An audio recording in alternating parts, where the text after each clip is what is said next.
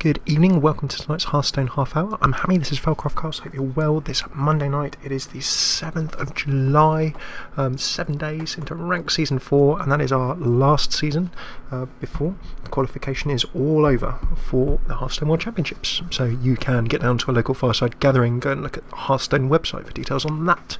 You can take part by trying to get that elusive top 10 in Legend rank and similar. Plenty of ways you can try and get involved. Tonight, we step away from that. We also step away from the news that Naxxramas might even be with us soon. Curse of Naxxramas, the new Hearthstone Adventure mode. We are jumping into New Player Monday, and what we do on New Player Monday is take decks we've seen or played, take decks you guys suggest, break them down, see what we can do, and then go out there and see how they work in the real world, in a game environment. So tonight we're going for Tempo Rogue. As you can see, I prepared this slate a little while ago. More fantastic art from the World of Warcraft website. There we have a slightly evil looking undead rogue or similar. You can tell the bony arm is a bit of a giveaway. Let us jump in. Now, to go with Tempo Rogue, you may have heard the phrase tempo being thrown around a bit. So to be able to do tempo, we first need to explain what tempo is, or the concept of the phrase tempo. So we've all previously talked about deck acceleration in Hearthstone Happy Hour episode 50. So if we're playing a tempo rogue, what is a tempo rogue? What does tempo mean? Well, firstly, to look at tempo, let's have a quick look at miracle. Let's look at the other end of the spectrum. So miracle is really miracle. You need a miracle, albeit a very organised one, to win and to get everything going. So we know that if we look at Miracle Rogue, we are really trying to control the game in the early game until we get our miracle of drop gadgets and auctioneer, draw lots of cards, set up combo of Leroy Jenkins, Shadow Select, Cold Blood, and similar. So by keeping the board under control until we set up our win condition or our miracle, whatever that magic combo is that will give us the win, we can then swing in and do what we need to do. So that's miracle. So then, if that is miracle, then what is tempo? Well, tempo is a phrase, is a sort of definition that comes from a whole bunch of card games. I'm not going to spend all episode talking about tempo, but we'll just give it a couple of minutes because it's quite important when you have a look at how to play this deck. I've not played huge amounts of tempo in Hearthstone. I have played it in Pokemon, done it a little bit in Magic. So the concept of tempo is, in essence, if you're able to get some kind of advantage in the game in a short period of time due to the way that you're playing. And that's kind of it very simply. Very simple in theory, but can play out a variety of different ways in practice. So that is tempo. How do I get an advantage in a shorter period of time? And by the shorter period of time, I mean shorter than my opponent, more quickly than my opponent, due to how I'm actually playing the game. How does that work effectively? So how can I get an advantage? Well, I can play stronger cards. I can be in a better table position. Things like this. That would be me taking the tempo. If I'm somehow be able to get an advantage through having better cards on the table, maybe better cards in my hand, or a stronger table position, perhaps 2 or 3 of those. But they're examples of getting that advantage. So the second part, the shorter period of time, the quicker period of time, as we've said, that's in reference to our opponent. You want your advantage faster than your opponent, or in a shorter duration, or perhaps for less resources than your opponent. So you manage to get some kind of advantage, and you've done it in a way that's better than the way that your opponent's done the same thing. That could be time, that could be resources, and similar things. And the third part of the sort of concept of tempo, sort of doing it in the best way possible, kind of similar. It could be the most efficient resources, the most efficient use or combos of cards in your deck. If I spend 4 cards and all my mana to remove 1 minion, that's not very efficient. If my opponent can do that in 1, that is obviously more efficient, and for less mana. If he does it with less cards, less mana, efficient resource use, whatever that resource is. Now bear in mind that doing it in a more effective way can also be a little bit to do with how you set up your deck. You might set up your deck for greater success in particular things. Combos, for example. Any rogue deck will feed off combos. So that is the concept of tempo. So we've got the concept of tempo. How do we then translate that into a deck? How does it work within Hearthstone? Well, as you've seen with tempo, people say, oh, I've got tempo, or I'm playing a tempo deck. You can see there that there's a number of different ways that you can sort of take tempo. You can get some kind of advantage. So any deck that's described as being a tempo deck will generally mean that either you're getting more options or your opponent is having less. So effectively, you can say they're two sides of the same coin. If I'm gaining more options, then my opponent is by default at a disadvantage. If he has less options, the more options I have.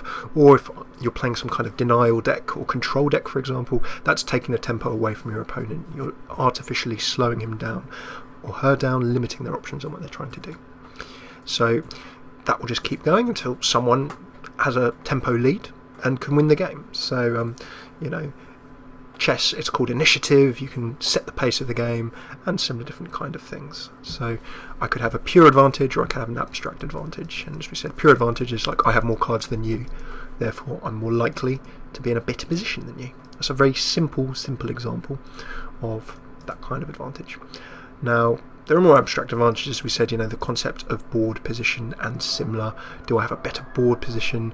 Do I have a bit of a better card composition in my hand? Am I able to do a bit more? So those are some interesting examples of that kind of thing too. So let's take a look at Tempo Rogue. We have seen Miracle Rogue, where we go into the late game, throw it all out there, and see what happens. In terms of a early game rogue or a tempo rogue, what we're trying to do is get tempo through dropping cards, through being able to play stronger cards in that shorter period of time, and making sure that we're doing it in a very resource efficient way. So let's see how that translates into a deck. We are going to jump in, as you can see, and we're going to take a look at a deck. Some people call them fair as well, but we're going to look at a deck by someone called Dart. Dart has made Legend 3 times, top 10, I believe, over in the US, and this has been updated as of June, so this may be Season 3. Remember, any deck that we share, whenever you see it, you might be seeing it on YouTube a little bit late. The concepts will always remain the same. None of them will be an instant win in any kind of metagame or ladder or state that you're actually in. Do remember that. So what is important more is knowing the concept, seeing how it works, and using that to build a deck, try the deck, or maybe build or try a deck of your own. So this is Dart's version. So what we always do on our New Player Monday, we jump on in, we take a look at what the deck includes, we go through the reasons why various different cards are there, and then once we've taken a look at how the deck works and built it, we then jump in and play it in some games, see how it goes. So for starters, we are with our tempo deck trying to focus on winning the tempo, somehow getting that advantage, and having board control, but generally speaking, we are still going to be trying to win the game in the mid game. It's going to be a mid to late game win. This is not a rush deck. We're not going to be rushing anyone down really quickly because that's aggro. At the same time, it's not a late game deck. It's not a pure control deck. We are not just holding the whole game up until we drop some big ugly card on turn 8, 9 or 10 for loads of mana. We are probably still going to finish or try and finish around about, let's say, turn 6 or turn 7. That's the goal. So what do we have? Well, firstly, we've got 2 backstabs. Backstab is pure rogue board control. We are trying to make sure that we can reach out and remove any nasty minions that we need to. Also against aggro, this can work as well, so that's just a nice bit of board control there. The next up, we're going to grab Cold Blood. Now there's just the one Cold Blood in there, that's so we can combo up if need be. We need the space in this deck for more cards, so we're not miracling. We're not going to have 2 Cold Bloods and try and throw it on our Leroy Jenkins regardless of what happens. But we do need at least one of those in there to combo up because we still need enough damage to get that lethal, get that execute when we need to. So 1 Cold Blood in there. Next up, a Rogue staple, 2 Deadly Poison. Rogues draw, of course, that 1-2 weapon. Deadly Poison makes us give that a 3-2, and then we can add that to other weapons, of course, to make ourselves more and more and more dangerous. So in terms of control, in terms of aggression, Deadly Poison, an essential choose. Next up, we have none other than the Argent Squire. Now, what the Argent Squire will let us do, it will let us ping on early turns. It's a minion that we can buff. The Argent Squire will let us trade. It will let us do a little bit of harass damage. It's a really, really solid turn 1 card because it just lets us take a tempo advantage almost early. If you drop an Argent Squire turn 1, that's 2 for the price of 1 because of its Divine Shield. So it's swinging twice. It's something your opponent immediately has to deal with, hence it giving you a little bit of tempo. So we'll drop 2 Argent Squires in. Next we have the Evis. I'm going to try and spell Eviscerate correctly, and that deals 2. With a combo it deals 4. Because of its low mana cost, Eviscerate can be a straight up damage dealer. It can also be diving on in, controlling minions. It is generally a control card that you can use to deal with an early threat, but you can put a lot of pressure down, and then you also have some other cards that give you good control too. So 2 eviscerates, whether it be for DPS or for damage, absolutely essential. Next up we have Blood Mage Thanos. Thanos is good for a few reasons. We throw around spells, we can power up our backstab and similar with eviscerate. If he dies, we draw a card. There is just nothing bad about Thanos. You see him in Miracle. You will also see him quite happily in Tempo of various kinds. Next up we need Loot Hoarder. Now the 2 Loot Hoarders in here just give us that card draw. It's so important that we have the cards we need when we need them. Remember, we are trying to finish in the mid to late game. This is not a late game deck. Mid to late game, turn 6, 7, 8 or so, we are looking to have things done. So we need cards early, we need damage on the table early. Loot Hoarder does that for us. Next up, the definition almost of a tempo card. What gives you an advantage for less mana or more efficiently? The Harvest Golem is one of many answers. 2 for 1. When you drop him, if he perishes, another golem comes back. We are putting our opponent under more pressure and pressure and pressure in a very mana efficient way. So you'll see that as a trend. Shattered Sun Cleric will let us buff up. Shattered Sun Cleric will also let us trade some cards, like say our 1 mana cards for an opponent 3 mana card. So if we use that buff on say an Argent Squire, then we can start trading more expensive cards of our opponents for cheaper cards of ours by buffing up our cheap cards. That is where the buff comes in handy, and that is where again you think of tempo. We're making sure that we are getting an advantage in a more efficient manner, or the most efficient manner possible. So there is the Shattered Sun Cleric. Next up we have the SI7 Agent. Again, nothing bad about this gentleman. Rogue staple, and because rogues, if you play a card you activate combos, then when you play a card with combo on, it will do whatever the combo effect is.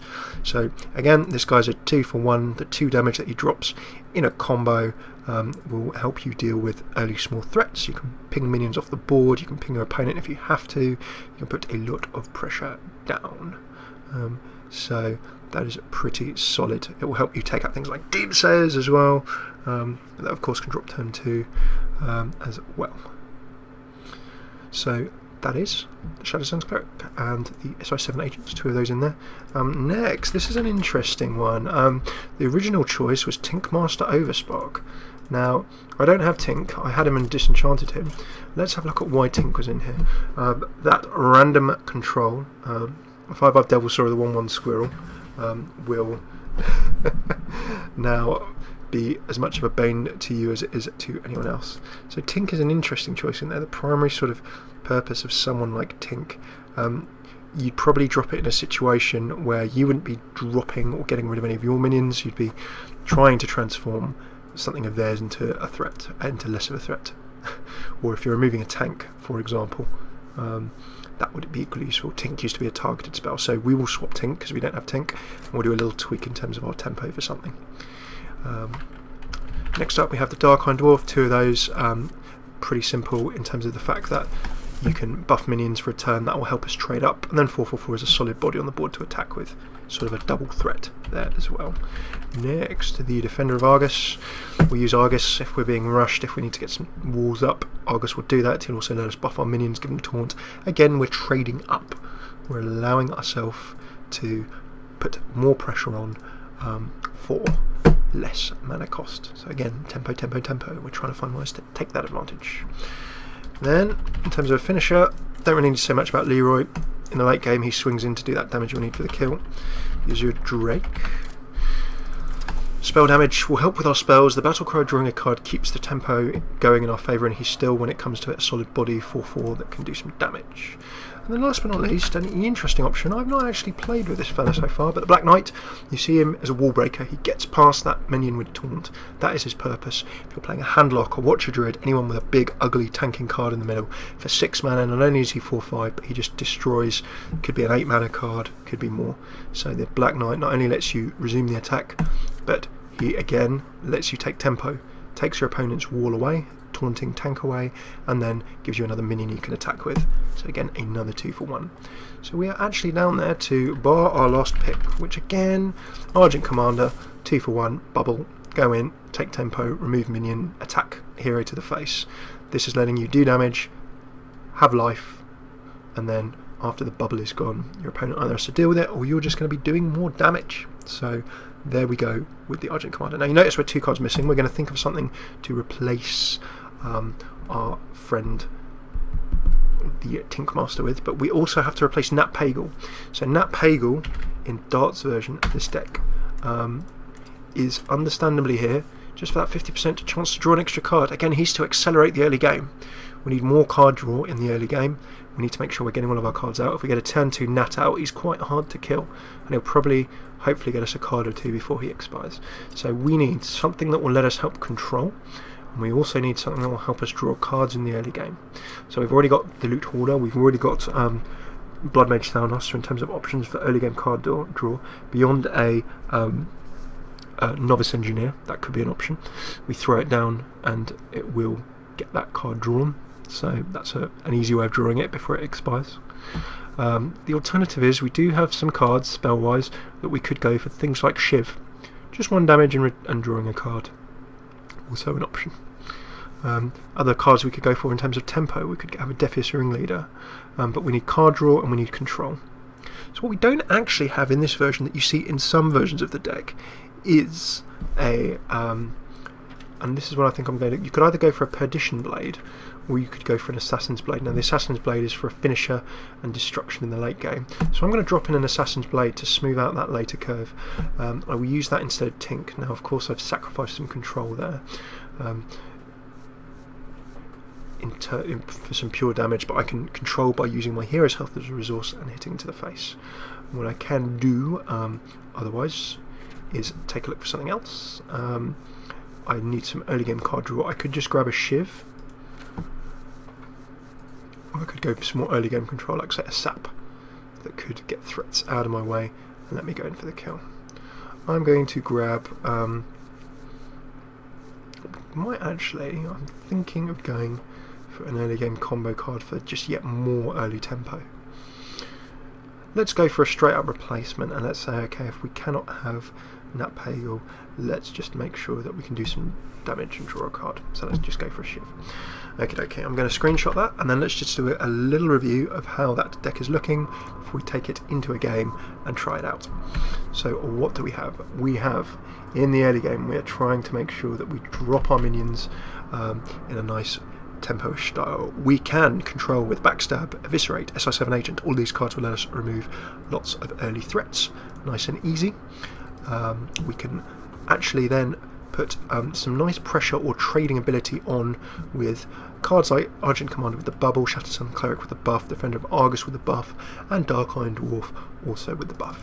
What they will let us do is put on pressure and trade our opponent's more expensive minions for our more cheap ones. That is the sole purpose of their existence. We're using them to power up the little minions and use those minions to trade for more expensive ones, so to take that tempo. Lovely stuff. We've got good value, we've got good versatility. Louis Roy can be a finisher, Eviscerate can be a finisher, Cold Blood and Argent Commander. All of these we can combo up as well to do a nasty bit of burst damage in the mid to late game. Our opponent will be expecting it, but hopefully we've worn him down to the extent whereby that is no longer a concern for us. I'm just going to put up the deck list so we can watch that while we're playing. As we get into the mid game, we have more options on the deck. We are probably going to want to look to grab stuff like Argent Squires, Nat Pagal if we'd had it, so we'll try and go for card draw, Harvest Golems and Backstab. We will get into a good turn 3 or 4 that way.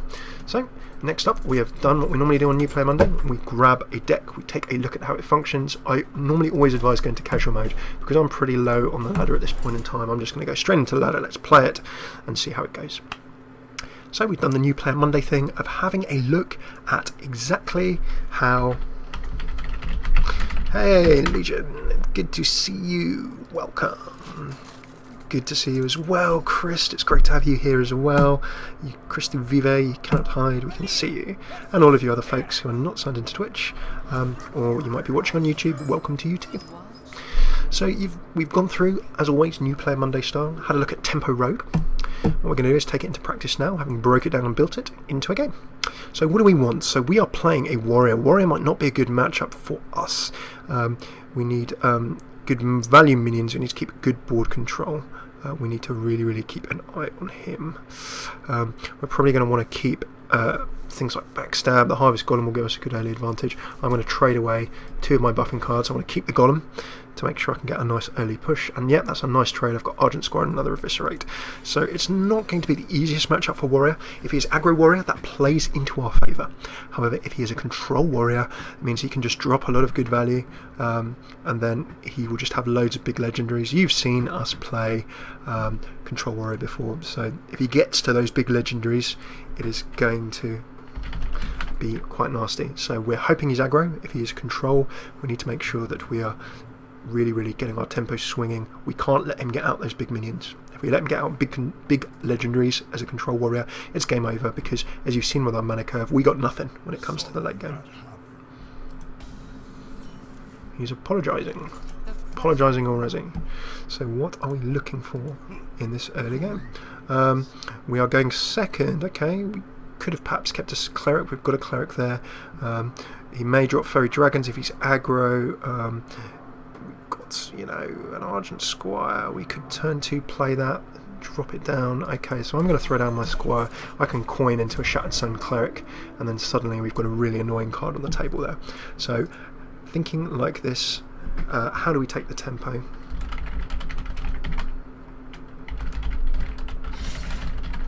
Okay, Fury War X comes out. He may just get rid of the bubble straight up, and there we go, the warrior has gone for immediate control. However, what we can now do, I've now got a couple of nice options. I can swing into a Harvest Golem and keep pinging away, or I can get down that Shattered Sun Cleric for additional pressure.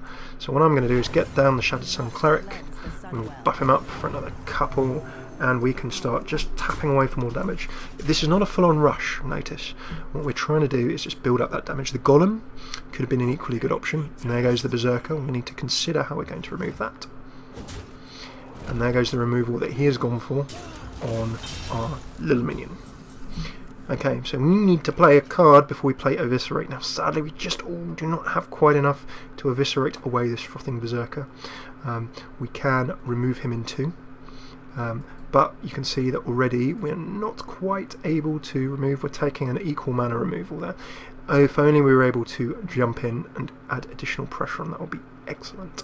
So what I can actually do is I can get a card draw going, and then what I can do is set up a removal next go. I can either just go for a straight up Eviscerate to the enemy hero's face. In fact, I think the good play here is to save my loot hoarder for next turn.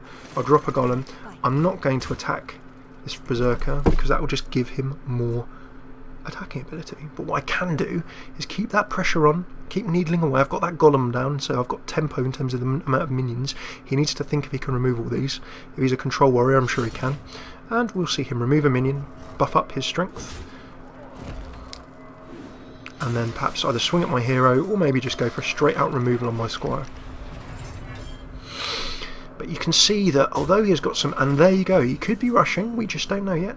But what we've now set up, we'll keep that Black Knight for later, what we've now set up is a nice removal, and we can keep our tempo moving. So notice that we can loot hoarder, the Eviscerate will now let us do that control, and we still have 2 minions that we can press on with. So you can see that we've not full on rushed him into the face, we've not done huge face rushing damage, but by just chipping away, by turn 4, and no, we're only at the end of turn 4, we did go second, we did have the coin, we've got him down to half health by his turn 5.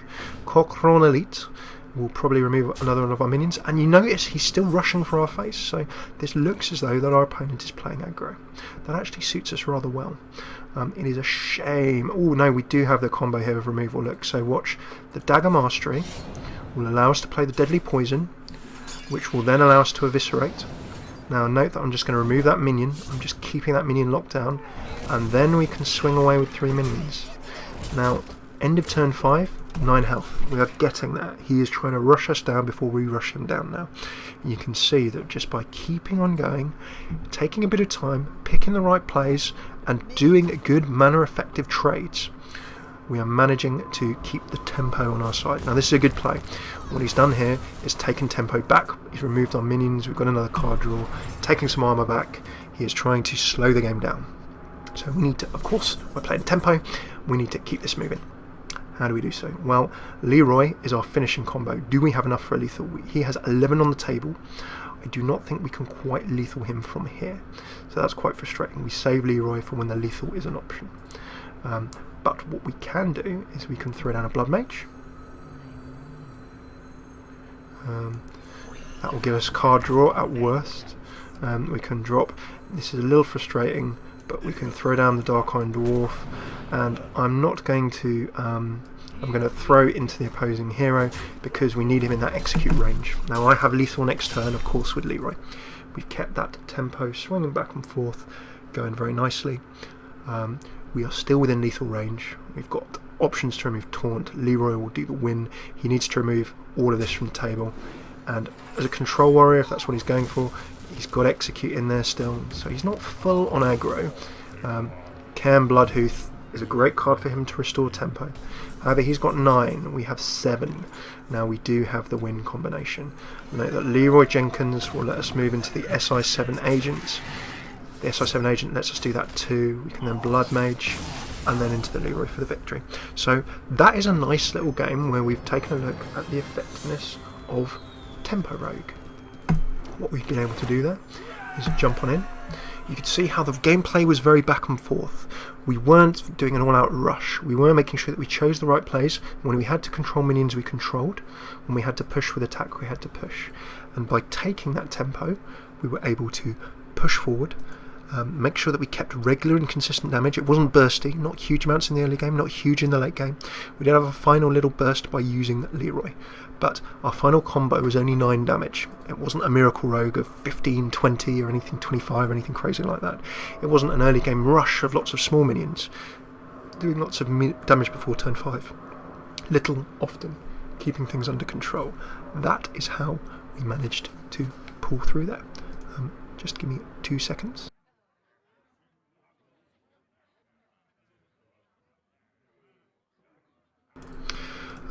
What we'll see if we can try do is just play one very quick final game just to give you a second illustration of how it's going.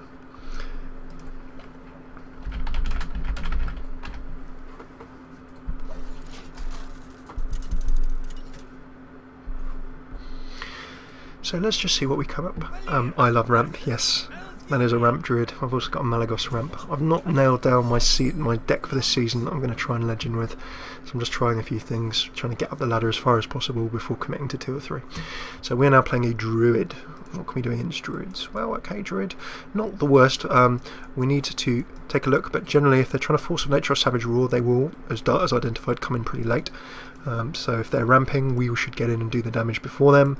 If they're trying to do anything else, then we should have the tempo to deal with them. So we're going to trade in, we'll keep the backstab, we'll mulligan and see if we can get an Argent Squire. That's our first turn option. And we are okay, we've got a Deadly Poison, we've got a Loot Hoarder, we've got those early game options. So now look, we're actually going first. Our play will be a little bit different. You know, any Harvest Golems card draw would have been great, at least we've got a Loot Hoarder, nothing we can play. Let's see what the Rogue Druid can go for. Bear in mind this Druid is going second. Is it an Antiman reference? It certainly is. I love ramp. Like I love lamp. So I can get a weapon down for comboing into something perhaps next turn. But really, given that there's nothing on the deck, I'm just going to go for a Loot Hoarder. I would like more card draw. I can respond at next turn if I need to with various different things. What I can't do, because I don't have a weapon, I can't combo into Eviscerate with Deadly Poison. There goes Wrath. He's just going to get card draw. I'm going to get card draw. He is just keeping on trucking. Right, to turn 3. Now, we're wanting to set up our combos by now. What can we do? Well, I can Eviscerate to the face. I'm feeling, because our Druid is keeping cards in hand, I want to try and push in the later game. I have a feeling he's going to be dropping lots of nasty things, probably turn 3 or 4. He's going to be innovating.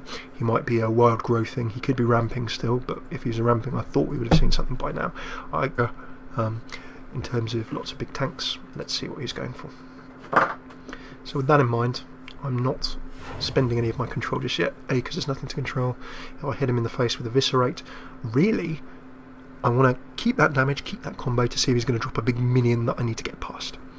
I can be doing my chip damage, and there we go, there is the big minion as suspected with the skill Wind Yeti. Now note that that is 4 mana he's spent, and for the comparatively cheap price of, ooh, let's have a look. Well, here's an example. This costs me 2 mana, but 2 cards, so you can judge yourself how efficient it is, but you can say comparatively for 2 mana I've managed to remove him from the equation there. So let's start swinging in. Not quite as far ahead as we would like to be by the end of turn 4, but we've certainly managed to get a chunk of health off. We've got table position, we've got a card draw there, a minion we can buff with the Shattered Sun Cleric, a weapon on the table that we can deadly poison, so we've got plenty of options. It's not quite as quick to get the tempo going as it was last time, but remember we went second and had a coin. This turn we've gone first, but we've still had a reasonable draw, so the tempo at the moment I would say is in our favour, but Druids can accelerate. There's a silence. He has decided to just remove that from the table and give me the card draw, so that card is a good way of disrupting tempo. He's now got a body on the table we can use to start removing my minions with, and he can do other things as well.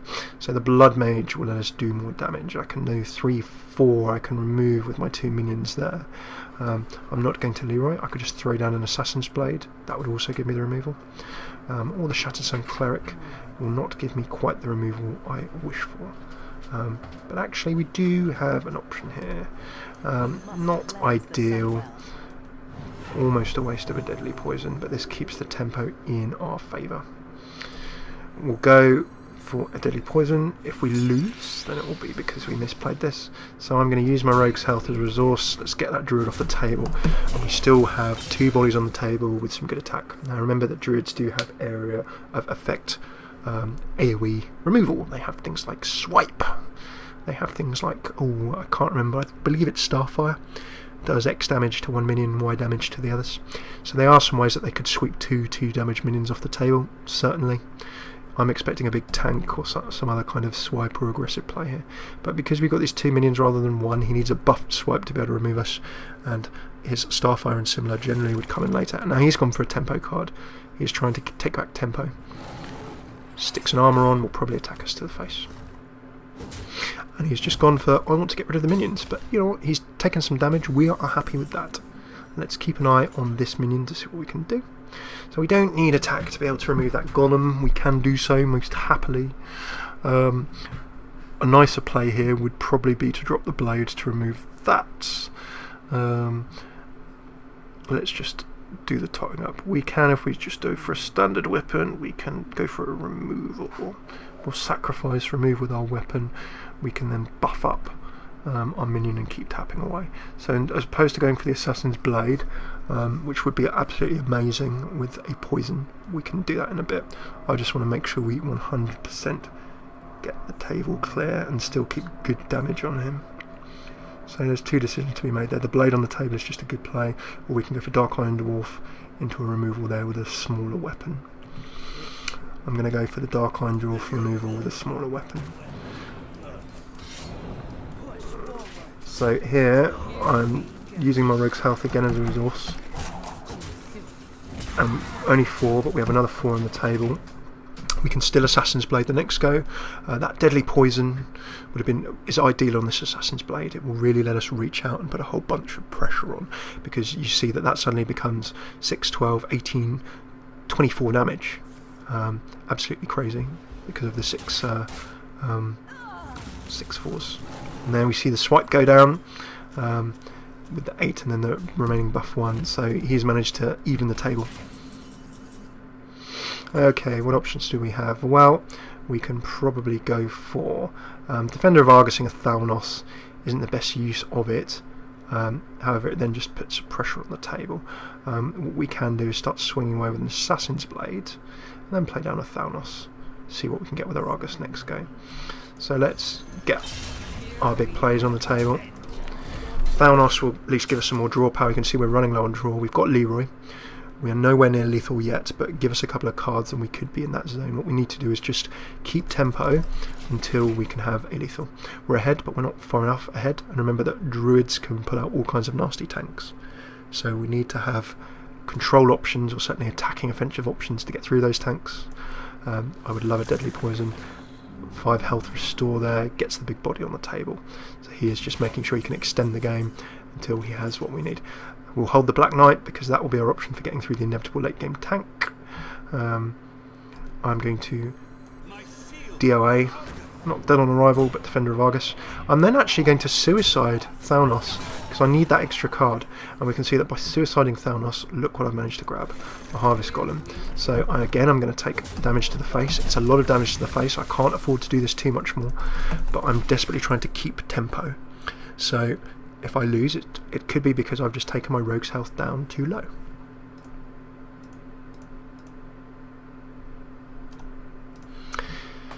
I'm still expecting from our druid friend here some kind of late game big tank or similar. So the Black Knight is made for druids, or made for anything with tanks. You do have similar things. You can use Iron Beak Owls, you can use Spellbreakers, anything that silences is one way of getting through a tank. The Black Knight just lets you remove it straight off the table completely. So he's a very nice legendary to have. I wouldn't say he's second tier, he's a situational legendary. You might not have him in every single deck, or he won't show up in so many decks as he would some places. So another Ancient of Lore goes down. I'm running low on my blade, but what I'm actually going to do now is go for a trade. So I'm just going to get my Argent Commander in, and we need to go for a bit of a mana efficient trade here. What am I going to go for? I'm going to keep my Awkward Golem on the table. In fact, if he can't remove it, I'll go for that because that will let me put some more pressure on. So at least I've managed to probably get 12 out. Sadly, I've not been able to get out a Deadly Poison because I used it on a 1 durability weapon earlier in the game. You can see if that Deadly Poison had been on this Assassin's Blade, I could have cleared a lot of this a lot more quickly off the table. Ancient of Lore goes down in 1 shot. I don't have to use 2 minions or 2 swings. There goes Keeper of the Grove. The 2 damage, interestingly, swipe then removes everything. So very well played. You can see he's trying to keep his control going. What can we combo? The Leroy. We cannot remove all of the minions. We can Leroy into an SI7 agent.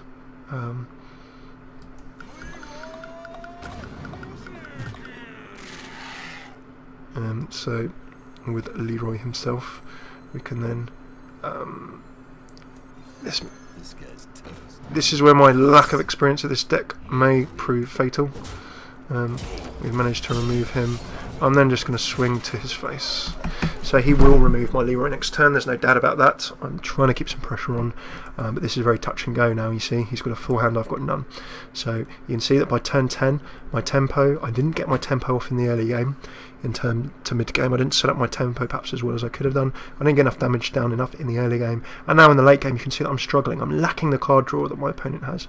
If I'd had Nat Pagel in the early game and actually managed to draw him, that could have been the difference, for example. So if you don't have the card draw in the early to mid game, then suddenly in late game you can see that I'm struggling. Not only have I not got enough damage on the hero, I'm now using my finishing cards just to get damage on and make him decide what he wants to do. Now a druid has plenty of different options for removing Leroy as well. Not only those 2 whelps that I've just summoned, but he could have all kinds of things. He's going for the standard option. I've given him 2 free whelps. Let's get rid of Leroy. There goes the Druid of the Claw, and he goes for the tank because he knows that will be hard for me to remove. He can see that my deck is slowing down. What he doesn't know, of course, is I've got a Black Knight, so that will swing tempo back, and he's actually gone for 2 tanks. Faceless Manipulator, a vicious, vicious card in Druid decks. What can I do? Well, I can remove one of those. None shall pass. I can drop another on the table there, but note that this is just not going to give me quite enough to remove his deck from the table. So you can then charge in, you could try and suicide other different things. I'm going to put some pressure on there. I'm not going to charge in because I don't have the damage. I'm just going to sit there and wait. This is down to the wire, but with his hand of cards. And note that how the Druid's healing has kept him in this. He has healed twice using his Ancient of Lore. If he hadn't healed twice, he would have had whole bunch left, and there goes Sylvanus. I think this is probably going to be a good game. We've just run out of steam. Mark of the Wild gives him a second taunting tank, and even when he gets destroyed, he'll steal one of my minions, and I now have no tanky removal and no silence. So you can see this tempo has burnt out. The back and forth has swung in my opponent's favour. I am not, I think, going to be able to get through this, and we can see that he pretty much does have Lethal next go. I can slow the process down, but I cannot cease it completely. So, yeah, we can remove one tank.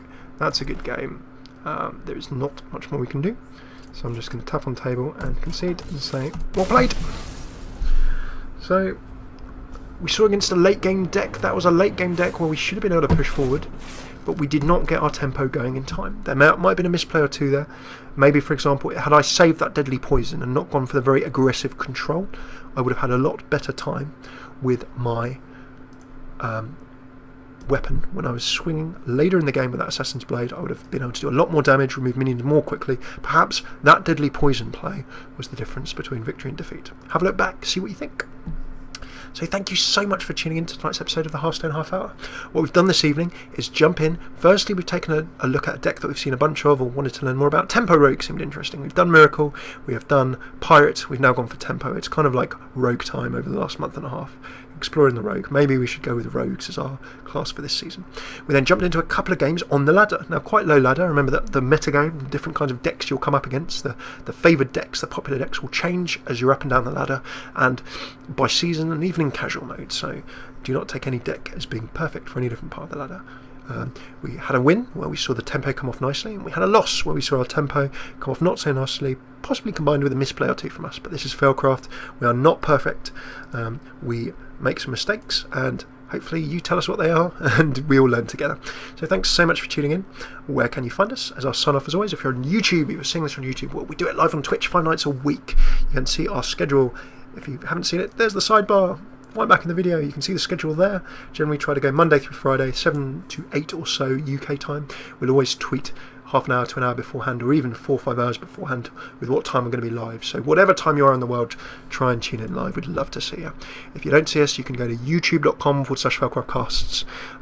Now our Twitch is /FailCraft Caster without the final S, twitch.tv /FailCraft Cast, youtube.com/FailCraft Casts. We'll show you our archive. You can see all of the old Hearthstone half hours we've done. You can see other deck guides, pick your own arenas, ladder Wednesdays, more advanced concepts, intermediate concepts, whether you're new, whether you're experienced, whether you played card games before, whether this is your first one. There's something for everyone there, so just get stuck in. We just like having fun, trying to learn a bit as we go along. And you know what, if we lose, if we make the mistake, it's going to happen. We're not perfect.